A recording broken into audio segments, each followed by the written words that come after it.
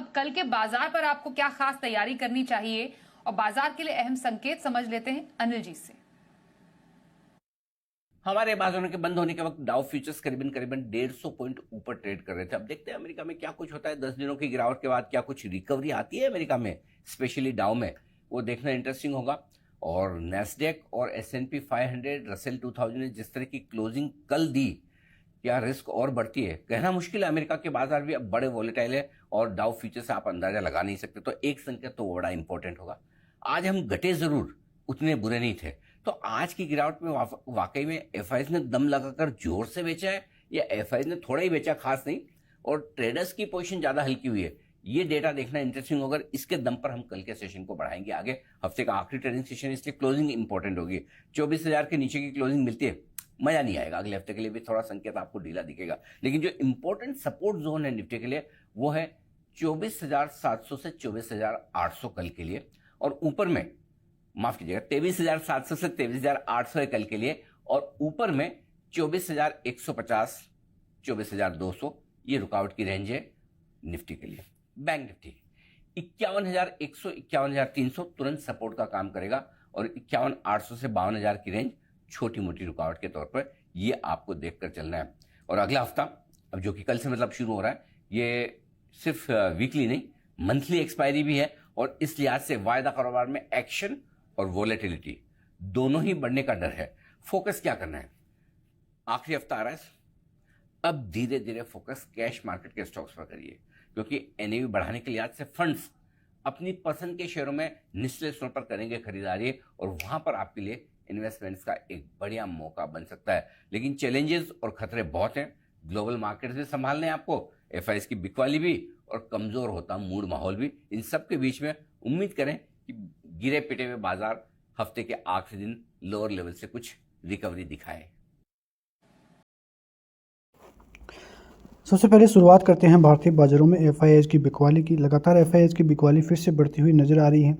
आज भी आप देखोगे तो करीब 4,224 करोड़ की बिकवाली एफआईआई की तरफ से देखने को मिली है।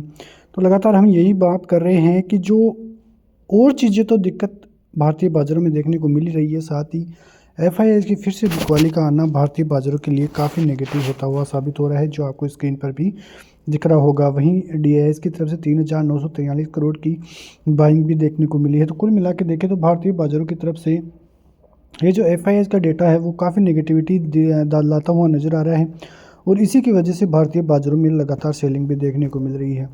यदि एफआईआई की बाइंग आनी होती तो भारतीय बाजारों का मूड माहौल ही कुछ और होता, लेकिन पिछले कई दिनों से भारतीय बाजारों में अक्टूबर और नवंबर में तो जिस प्रकार की 1.5 लाख करोड़ से ज़्यादा की सेलिंग देखने को ही मिली थी, उसके बाद 4 से 5 दिन करीब 14 से 20 हज़ार करोड़ की सेलिंग देखने को मिली। लेकिन अब पिछले 2 से 3 सेशन में ही ज़बरदस्त सेलिंग का आना भारतीय बाजारों के लिए काफ़ी नेगेटिव साबित होता हुआ आपको दिखाई दे जाएगा। और यही कारण है कि भारतीय बाजारों की तरफ से कोई भी जो तेज़ी का मूड माहौल है वो बनता हुआ दिखाई नहीं दे रहा है। यूएस फेड की बात करोगे तो वहाँ से जो है रेट कट की संभावनाएं जिस प्रकार से थी, उतनी संभावनाओं की दर से रेट कट होती हुई दिखाई नहीं दी, और इसी वजह से अमेरिकी बाजारों का मूड माहौल बिगड़ता हुआ दिखाई दिया। मैंने पिछली वाली वीडियो में भी आपको बताया था कि अमेरिकी बाजारों की तरफ से बहुत नेगेटिव संकेत आते हुए दिखाई दे रहे हैं। फ्यूचर्स में ज़रूर थोड़ी बहुत तेज़ी देखने को मिल रही थी, लेकिन ओवरऑल लगातार 9 दिन से अमेरिकी बाजारों में गिरावट का मूड माहौल का आना डाउ के लिए काफ़ी नेगेटिविटी लाता हुआ दिखाई दे रहा है, क्योंकि 1976 के बाद से ऐसा पहला मौका है जब इतनी गिरावट एक साथ डाउ में देखने को मिले। नेस्डेक में भी 2001 के बाद से सबसे बड़ी गिरावट देखने को मिली है। तो इस प्रकार की खबरें आना अमेरिकी बाज़ारों के लिए काफ़ी नेगेटिविटी पैदा करती हुई जो है दिखाई दे रही है खबरें। उसके अलावा आप देखोगे तो एड यार्डनी जो कि एक विशेषज्ञ है, उनका ये मानना है कि S&P 500 जो है फेड की जो फ्यूल्ड की सेल ऑफ है वो एक्सटेंड होती हुई दिखाई दे सकती है जनवरी से, और 10% तक की यदि गिरावट और हो नेस्डेक में, S&P 500 में, तो भी कोई बड़ी बात नहीं है। तो ये एक नेगेटिव खबर अमेरिकी बाजारों के लिए फिर से आती हुई दिखाई दे रही है, और यदि ऐसा होता है तो एक बहुत बुरी सेलिंग जो है भारतीय बाजारों की तरफ से भी देखने को और मिल सकती है। यहाँ पे रूपी जो है फिर से ब्रीच होता हुआ नजर आया है। 85 का जो है एक US डॉलर का रूपी होता हुआ, एक जो है नज़र आया है, यानी कि एक यूएस डॉलर 85 रुपये का होता हुआ नज़र आया है। तो काफ़ी ज़बरदस्त तरीके से रुपये में गिरावट भी देखने को मिल रही है, जो आप यहाँ पे देख सकते हैं कि फेड के आउटलुक के बाद रुपये में ज़बरदस्त गिरावट दिखती हुई आपको नज़र आ जाएगी। यहाँ पे निफ्टी की बात करें तो आज करीब 250 पॉइंट की गिरावट देखने को मिली है। 23,950 के लेवल से फिर से आते हुए दिखाई दे रहे हैं। यदि कल बाज़ार में 23,850 के लेवल टूटते हैं तो 23,800 और 650 आपको देखने को मिलेंगे। जब तक बाज़ार 24,000 से ऊपर नहीं निकलेगा तब तक कोई स्ट्रेंथ भी आने वाली नहीं है। बैंक निफ्टी की बात करें तो बैंक निफ्टी 51,800 के ऊपर जाएगा, तब जाके ही मानेंगे कि मूड माहौल पॉजिटिव है। नीचे की तरफ सपोर्ट जोन देखें तो 51,500, वो टूटते ही 450 और 350 के लेवल्स भी आते हुए दिखाई दे सकते हैं। तो आपकी नज़रें इन लेवलों पर भी रहनी चाहिए। कुल मिला के देखें तो भारतीय बाज़ारों का मूड माहौल थोड़ा हिलता हुआ ही दिखाई दे रहा है।